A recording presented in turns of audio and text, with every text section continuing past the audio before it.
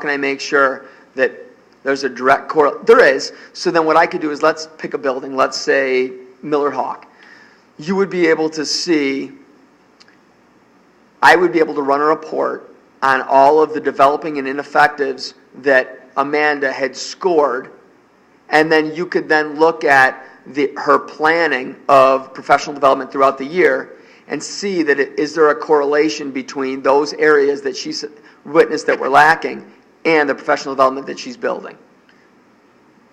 That's perfect. So at a future meeting, absolutely. So that sounds like a perfect alignment. And even if it's less detailed than that, because if we get specific, we have to go into executive session, when in reality we should be doing it out here. So let's just talk about, at the elementary level, here's the PD we did based on this. That would be fantastic. So that sounds like 3. Everyone good with it?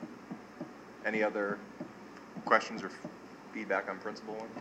Yeah, because then if it's surveyed whether or not you're receiving the proper thing, then you would get a high score on that because they're being evaluated, it's being provided, and they're understanding and getting it. That's the home run, right? Yeah. We're going to turn this into a business class, I'm telling you right now. All right. Thank you, everybody, for coming. Thank you. Good work. One of your shorter presentations. Just kidding. No, a ton of work went into it. What's that? No, it is. It's great stuff. It's difficult. It's long, but we won't have to do it again next year. So, all right. Moving into reports. Number 1, Mr. Colabufo actually already covered, which was on the data discussion.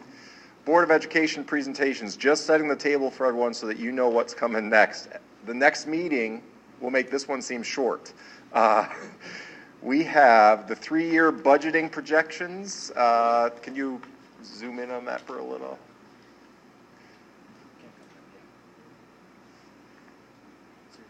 Okay, Phil will not be at that meeting. I thought he was joking, but I think he's serious.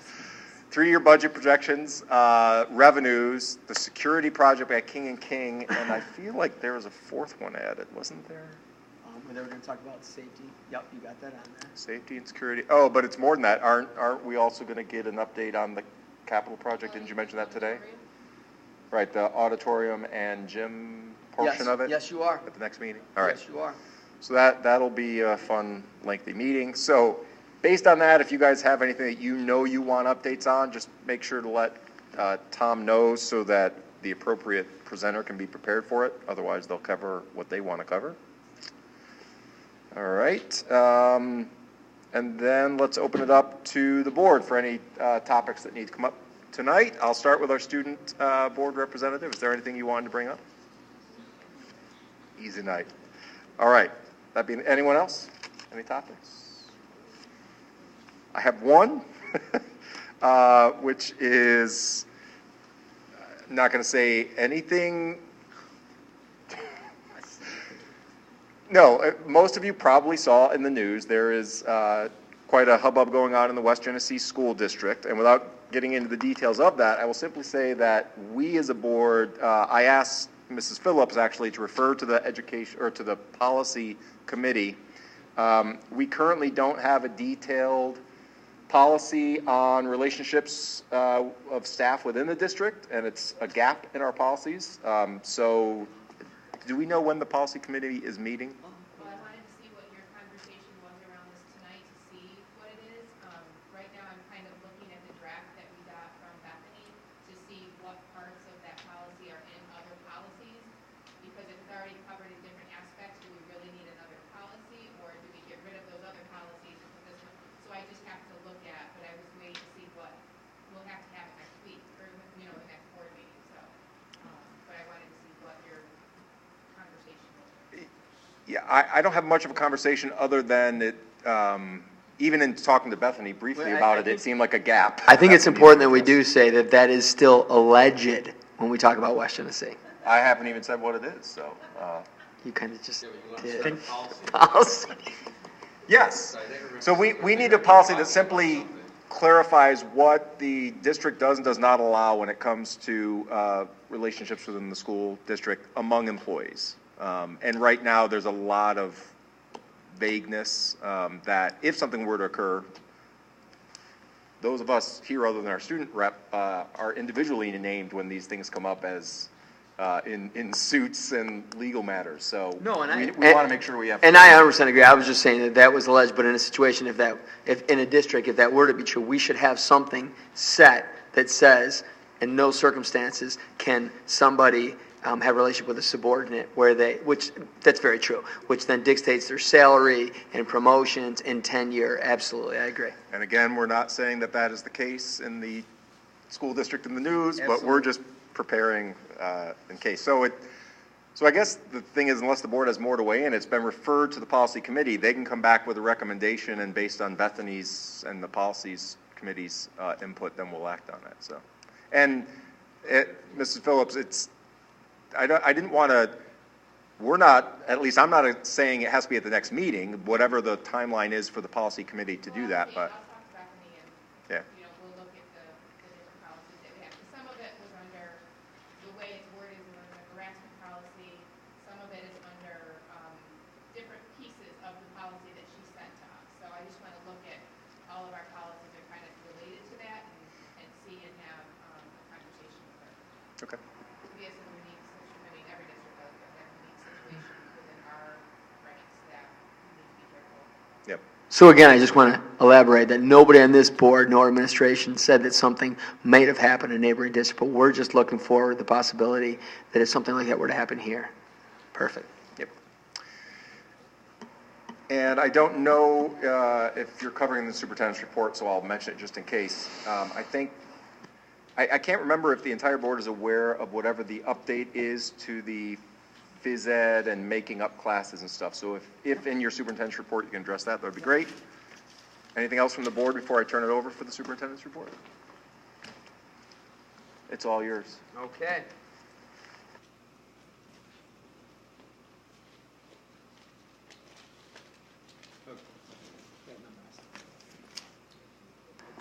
Okay, we will start off. I will start off with the first thing that Mr. Martin just kind of commented on. So we talked about that before. If a student, the way that the district had done it, is if a student missed a PE for a legal absence, which is they're sick, there could a number of things, college visit, whatnot. They had to make it up, and that consisted of a choice: going to 2 academic advisement times down and making that up, whether that is on a bike, running, or something. They have to get minutes of doing physical activity. 2 of those, or it was 3:30 to 4:30, and then taking the late bus home. So this has been something that's been discussed about all year. I definitely understand both sides of the situation. I understand in PE's point of the mandatory minutes and that it is a curriculum, and that there needs to be some regulation. If students are missing chronically, they have to make it up. But I also understand the other point to that, and that is that we want students to be able to be college career ready and go to job shadowing and go to college courses or college visits and not feel, oh, I was just sick as well, so I have to make up like 6 of these academic advisement times, PE sessions. Or wait to go after, if I live on the North Shore or wherever else, I don't get home till 7 o'clock. So the agreement that was made between the PE department under the advisement of the athletic director and myself was that there are 6 marking periods in the year. It's 36 weeks. That roughly, on average, at 6 to 7 times per marking period, they have PE. They're allowed 1 opportunity to have a legal absence and not have to make it up per marking period, which is 6 times throughout the entire year. So they can miss PE 6 times. They can't carry them over and save them, because if they did that, again, they would just not go to PE at all their last marking period and say, I'm using all my 6.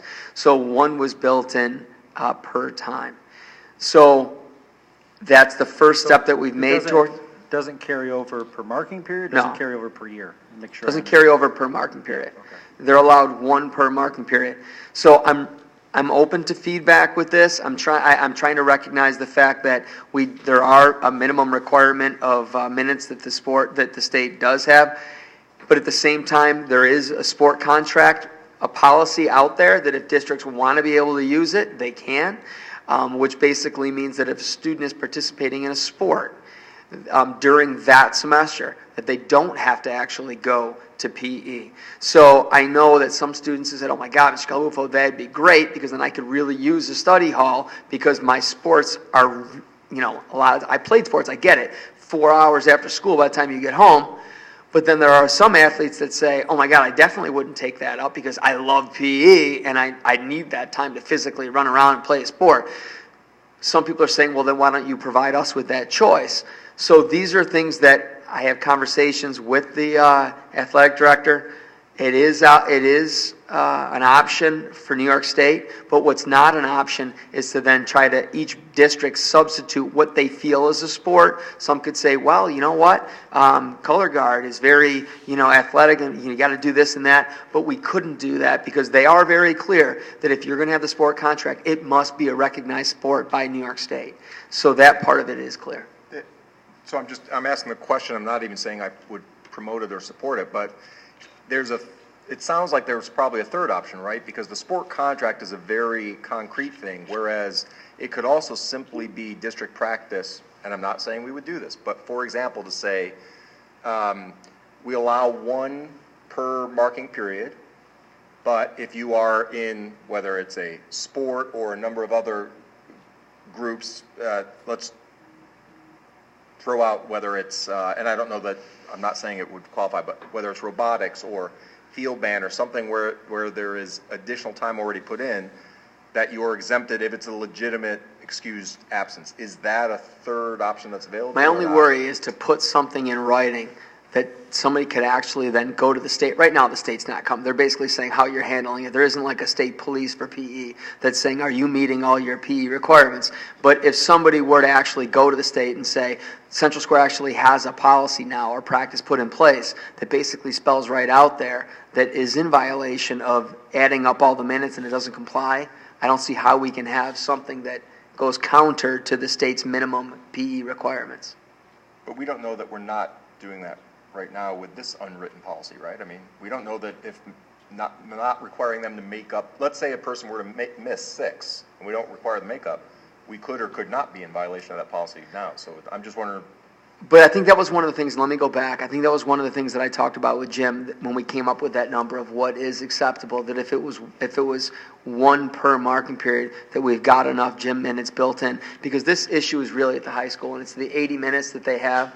Yeah. So I think that I don't think we would have made that if it wasn't in compliance, but I will look back. But I think that was one of the reasons why it was 1 and not more.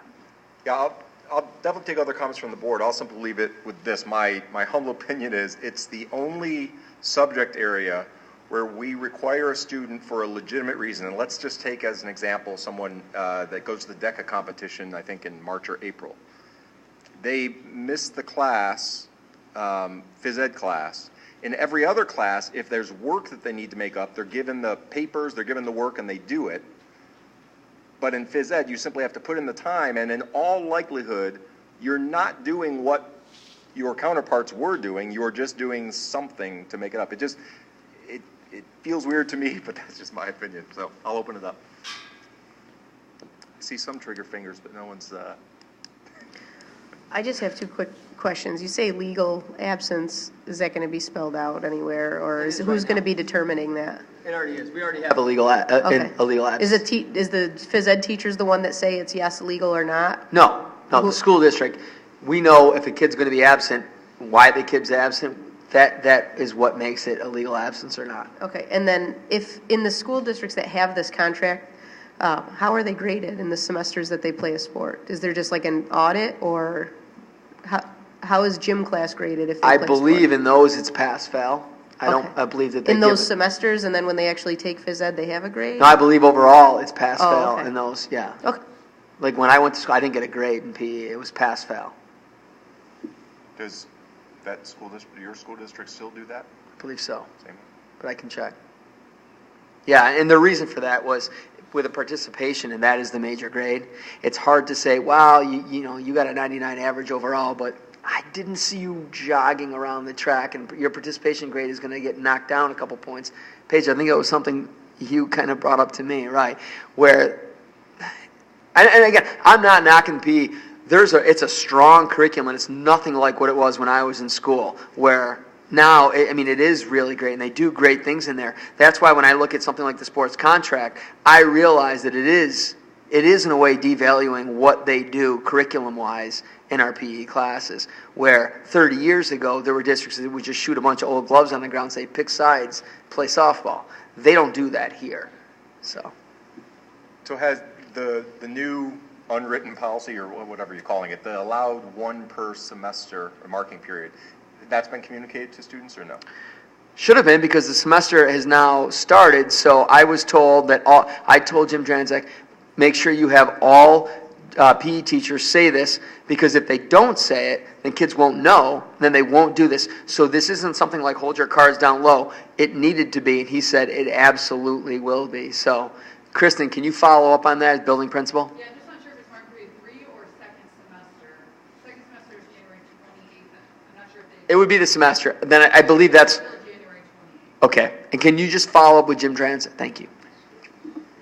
And since the whole discussion really was based on something that our student board rep, Paige, I don't know if you were comfortable with this or not, but among your kind of student government peers or the other students, can you gather some feedback on that policy change and see what they think of it? Because one, it's important for them to know that they were heard, and two, is it something that addresses their concern? Can you hit the button so these guys... Use your microphone, yeah. I've already told some people that it's going to be happening, and they're kind of like really happy about that, especially like DECA people. They're like, I have a lot of DECA competitions and whatnot. But So would you say that's impacting the culture and climate, so we can put that on this? You see where I'm going with this? I do. Thank you.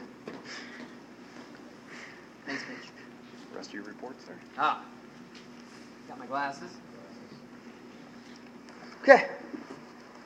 What I would like to do is I would like to recognize our new head of special ed, Michelle Alanya, who is her first meeting here today. And she's already hit the ground running because the governor put a quick rush on all of our stacking to make sure that, because they can't go back and fix it, and thank God that's one of her areas of expertise, so she's been very busy working on that. There you go.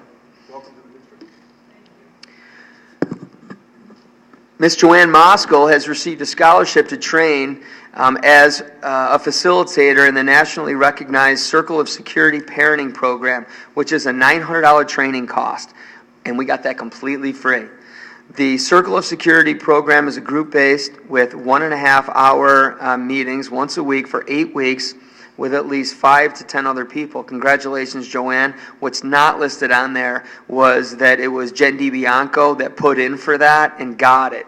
So not only do we get the fact that she gets this scholarship to be able to take all these parenting courses for free, but then we're now able to have this program because of that. So huge thank you for Joanne Moskal and what she's been doing in her homeschool liaison position, but also a massive shout out to Jen DiBianco. Congratulations to Jillian Julian for earning a $400 scholarship from the Oswego County Music Educators Association for her solo performance on January 3rd at Oswego High School. Jillian was one of only 5 students in the county who earned an award based on her solo performance in the OCMEA Senior Scholarship Competition. Our district's third-party review project has been approved. That is huge. And we have received the building permits. This is great news for our capital project. On that note, I'm very excited. You're going to see where we're at. We've been having regular capital project meetings.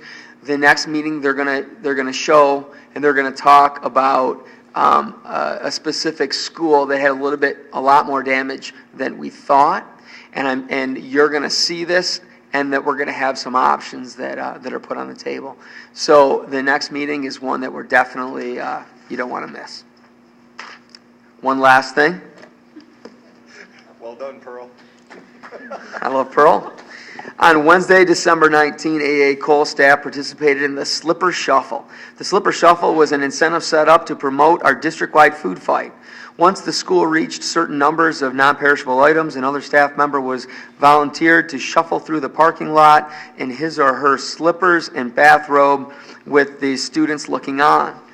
When all was said and done, the school managed to collect $9,584 in non-perishable and cash donations. An interesting twist was added when participants were allowed to invite somebody to shuffle with them.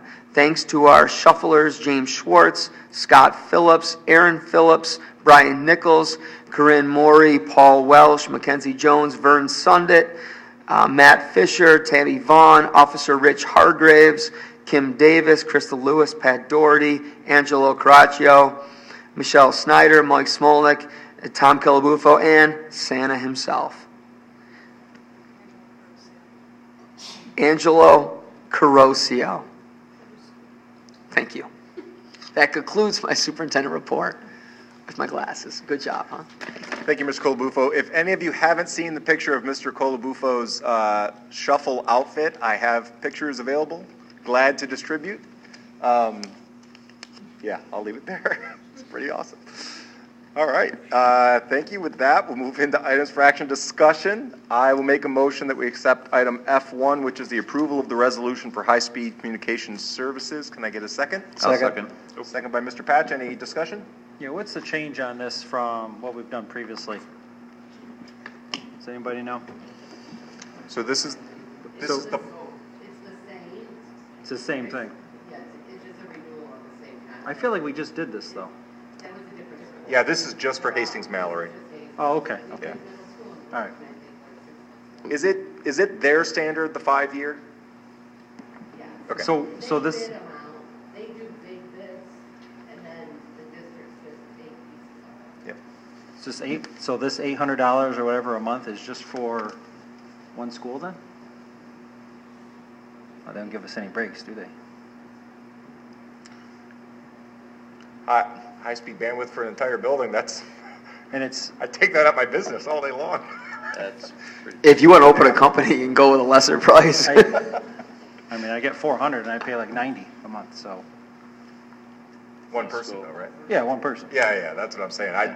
For a building location, yeah, that's pretty good. You gotta remember, they're bidding the entire second year of rec. So we bump out.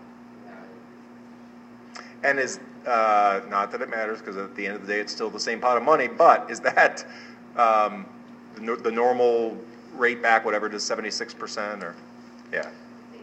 And we have to go through them, don't we? Because, I mean, you can't really go through someone else. Yeah, because not only do you get access, you get management of that Right, access as right. well. So, and we just don't have that. Okay. Other discussion? All those in favor? It's unanimous, thank you. Can I get a motion for item F2, the approval of the memorandum of understanding for the tuition reimbursement program between the CSTA and the district? Can I get a motion? I'll make a motion. Mr. Patch, second by? Second. Mr. Loyer, any discussion? All those in favor? That is unanimous, thank you. Let me just take a look. Any objection? And if not, will someone make a motion to take item G in its entirety? Mr. Buddy, second. I'll second. Mr. Patch, any discussion on this? All those in favor? Thank you. And at the risk of embarrassing her, I'm going to say thank you to Irena for a very generous donation. And not, there were actually 3 in here. And I think it's important for everyone to note that, we recognize like the food fight for the elementary schools, but these 3 donations to cover some accounts for children that frankly probably need the help is pretty generous. So thank you very much, Irena. Can we also thank the other ones right now? Because they didn't say that we couldn't thank them, but I know some of them every year do that. And these guys have to approve it. Are they approving it in this one right now that we'll be able to see their names? We have 3 on here, so. It's on the board. Okay, so it's on, so they'll be able to see it. Go ahead, click it right on there. Since we're doing the thank you, we'll Yep. just stay right on it.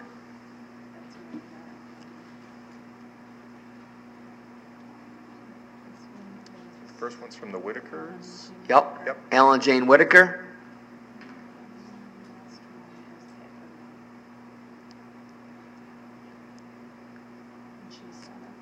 Pat Goodnow. Yep, yeah, Thank very you. generous, thank you. All right, and I will make a motion that we take item H in its entirety. Can I get a second? Second. Second by Mr. Loy. Any discussion? All those in favor? Motion passes. Mr. Colabufo has an introduction. Yes, I do. If I can have Lindsay Hart stand up, TA Paul V. Moore, Come on up. you get a bag. Yeah, Welcome aboard. You sat through this entire meeting. I know, 2 hours and 6 minutes to get this awesome Red Hawks bag. That's awesome. Congratulations. Welcome Thank to you. this Welcome one. aboard. Thank you, welcome aboard.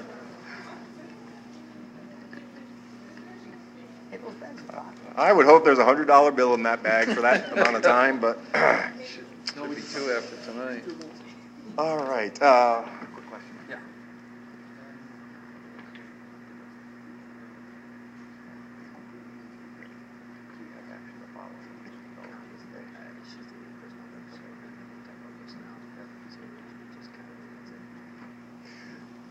Okay, so I'm going to make a motion that the Central Square School District Board of Education hereby move into executive session to discuss the following. Number one, the superintendent's mid-year feedback. That will not have action to follow. It's the beginning of a conversation. The actual feedback will be delivered at the first meeting in February.